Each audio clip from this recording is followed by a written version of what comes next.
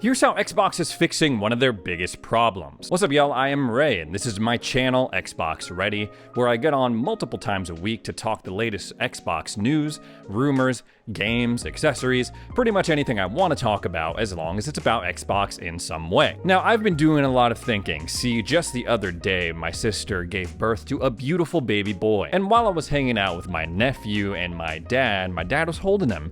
And he was looking at him, he was saying, wow, it's moments like these that just remind you that life is just one big circle. I was like, you know what, Dad? You're right. Life is just one big circle, especially because me and my dad were just talking earlier that weekend, and he was like, yeah, as I start to get older, I notice that I do things that I think, wow, this is exactly what my dad would have done, or this is exactly how my dad used to act. I thought that was pretty interesting. Like, there's some like familial genetic cycle of life, all the things that you don't like about your parents, you're doomed to grow up and do the same thing, or you break out of that mold and you go for a bit of a rebirth. And it's looking like one of my favorite game franchises of all time. They're at that same crossroads. Are they going to repeat the same mistakes of the past, or are they going to break out and forge a new path? I am talking about 343 Industries and Halo. Now, if you haven't heard, 343 Industries, they don't exist anymore because they rebranded into Halo Studios. And while I'm personally excited to see what they're cooking up, I would be a fool to ignore how many people mistrust 343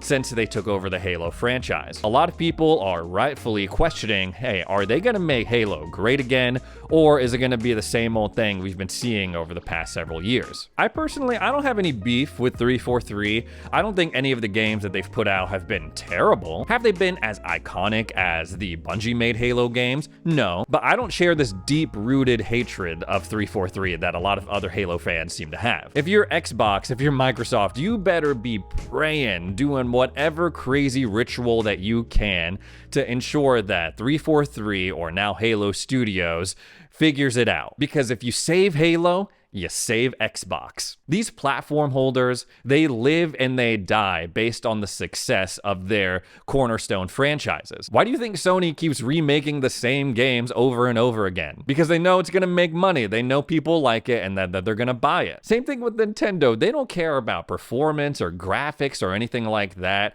because they know they have an established, loyal fan base for a couple of key franchises. And Xbox used to have that too. Franchises like Fable, Gears, Halo, they built the Xbox brand in an era where Microsoft was completely new to the gaming market. It's the same thing with streaming services. Netflix has Stranger Things, HBO has Game of Thrones, House of the Dragon, Amazon has The Boys. They got their star player that they've built the service around, and that allows them to experiment with other projects and other content. As long as you have that solid base, that one thing you know is going to draw in fans, you're good. But nowadays, Xbox is in this mode where they're like, well, we're trying to appeal to a broad audience, and we're not just catering to edgy dudes who are into shooters, which sure, I kind of get to a certain extent. Not saying that Master Chief isn't cool anymore, but Halo just doesn't have that star power like it once did. With this rebrand of 343 into Halo Studios, I'm hoping that they can turn all of that around, but there are a couple of red flags. Number one,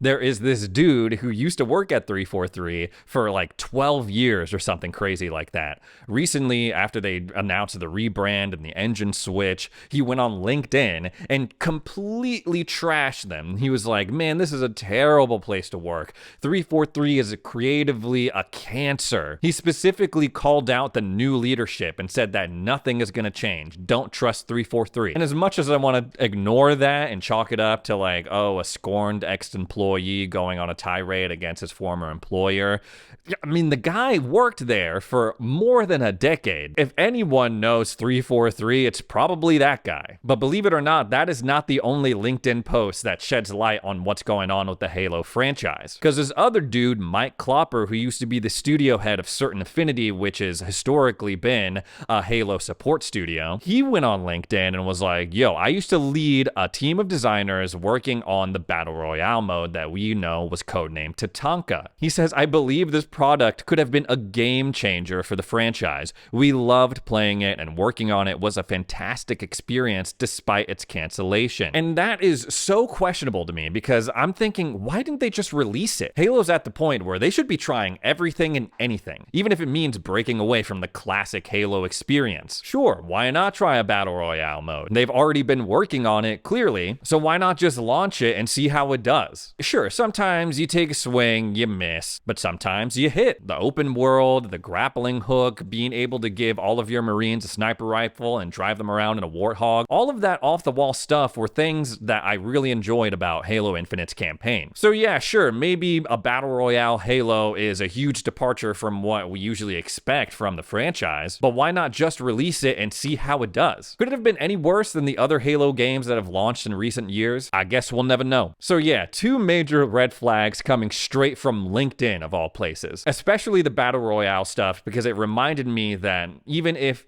these developers, they produce something that they're really proud of, they think is gonna work, sometimes the decision will come from on high and just cancel all that stuff out. I would also say another red flag is these comments that one of the people from Halo Studios was saying. They were like, oh, consumption habits of gamers have changed. They want content faster. They want more. They get through it so quickly. They just burn through it. And I'm like, I don't know if that's, sure, maybe that's true. But at the same time, I think fans just want a complete Halo game when it launches. They can't do this thing anymore where they're like, they release the game, they're like, oh, we'll add campaign co-op when we feel like it. Oh, we'll add Forge mode when we feel like it. Oh, we'll add mission replayability when we feel like it. No. Thinking of a game like Elden Ring, it came out and it had so much to play through, so much to see. And sure, they added a couple of updates here and there over the first couple of years until Shadow of the Erdtree came out, but fans were mostly content to just work through what was a great game at launch. So yeah, sure, would it be nice to have, every couple of months new Halo content? Sure, but I don't think that's the lesson that they should be taken away from these past games. Reasons to be optimistic. Well, they changed up the leadership. Oftentimes, change happens from the top down. So in theory, shaking things up at the top, at the executive level, could be beneficial for whatever Halo Studios does in the long run. They've also officially switched from the Slipspace engine that they developed specifically for Halo to Unreal Engine 5. Now, we've been hearing a lot of rumors that developers at 343 were working on pitches in Unreal Engine 5 versus, working on story DLC for Halo Infinite. But now it is official, and in theory, it's going to help them speed along the development process. Slipspace apparently was just not it, because, well, I guess parts of the engine are upwards of 25 years old and notoriously hard to work with. Notoriously hard to train people to work with. And they were doing this insane thing at 343 where they wouldn't hire full-time developers. They would hire contractors and then let them go, hire a new batch of contractors, train them on the Slipspace engine, and then have them work on it for a couple of months and then let them go and then rinse and repeat. So hopefully the switch to Unreal Engine 5 will allow them to have some sort of continuity with the team. Hopefully it'll make it easier to hire people, and most of all, that it'll speed up development. If they're working on multiple Halo projects, I imagine that they're already seeing the benefits of the switch. When I hear multiple Halo projects, I'm like, ooh, a lot of potential there. Like, maybe we'll get a mainline Halo game in addition to, Halo Wars 3. Maybe a sequel to Halo ODST or a game like that. This kind of side game where they choose to focus on another character, different units, different planets, different storylines outside of Master Chief and what he has going on now. They're saying it's not a tech demo, but they have already shown off some things that they've been working on in Unreal Engine 5, some assets, some environments, and in my opinion, they look really damn good. I see some people online saying oh no, it just looks like every other Unreal Engine 5 game, it's lost all of its character, and I respectfully disagree. I think it would be dope to see this level of detail in a Halo game. Seeing the Mjolnir armor in true freaking 4K sounds dope. And we've already seen this year just how good a game can look in Unreal Engine 5 thanks to Ninja Theory and their work on Hellblade 2. Now, say what you want about the game, but I think we can all agree the graphics look amazing in Hellblade 2. It's pretty much a benchmark for next-gen graphics. Elsewhere, we've been hearing a lot lot about the Coalition's work with Unreal Engine 5. And rumor has it that the graphics for the next Gears game, it's gonna be mind-blowing. That's how good it looks. So if nothing else, we know that the next Halo game is going to at least have good graphics. And thinking about a Halo game that has even just a little bit of the graphical detail that Hellblade 2 has, that sounds awesome. Now, y'all know me. I've never worked in game development, so I'm not gonna sit here and tell 343 or anyone who works there or is planning to work there how to do their job. But in my humble opinion, as someone who loves the Halo franchise, loves Xbox, here are some things I'm hoping to see from Halo Studios going forward. Number one, they have to make the campaign for Halo good again. They gotta make it iconic. You know how often I think about the Warthog run at the end of Halo 3? It's like, if not every day, every other day. And we haven't really had a strong, memorable campaign since Halo Reach, in my opinion. Clearly, Xbox 343's focus, especially with Infinite, was on the multiplayer side of things. And now, don't get me wrong, we all have great memories of playing Halo online with our friends. But what made Halo truly special was that it had this awesome campaign that you loved so much that you wanted to play online with your friends. And if they want a good campaign again, they gotta hire some new writers, man. I'm sorry. Halo 4, 5, Infinite, especially from the end of Halo 5 going into Infinite, it's like, guys, what are we doing here? Halo 5 ends with the UNSC Infinity running away from Cortana and this big-ass Guardian. She's getting ready to sweep across the galaxy with her army of Guardians with the intention of becoming the Reclaimer. And before that warp gate opens for the UNSC of Infinity to escape out of,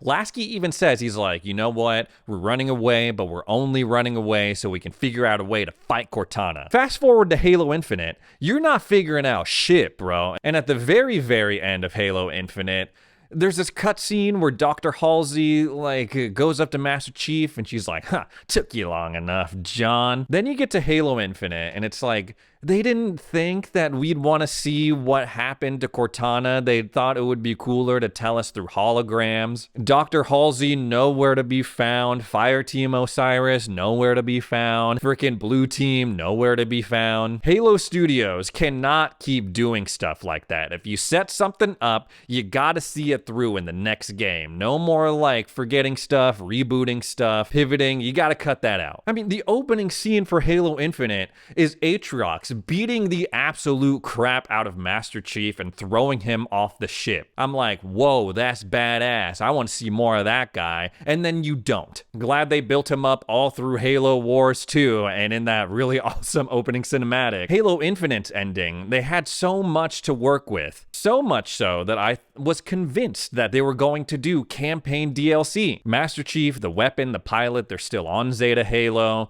We know that the Endless and the Harbinger, they're a new threat. The Banished are a threat still. Whether or not they're going to continue with any of that is up in the air right now, and it makes me worried because we were hearing rumors that Halo Infinite 2 was in the works, but they've since scrapped that and are going to move on. And I'm going to be so mad if we get to the next Halo game and they don't talk about the Endless anymore. I'm like, the Endless were built up as this threat the Forerunners considered to be on par with the freaking Flood, and we're just going to forget about that. In short, I hope they really focus more on the single player experience, the campaign experience versus the multiplayer. Multiplayer is important for Halo, sure, but I'm hoping they learn their lesson of oh, we're gonna have this live service type game that we're constantly pumping full of content and seasons and stuff. That didn't work out, so I'm hoping they pivot and go in another direction. The challenge here is, no matter how they choose to tackle it, is how can Halo Studios make Halo a must-have, must-play game again? Because if they can figure that out, can you imagine a world where Xbox comes out and they're like,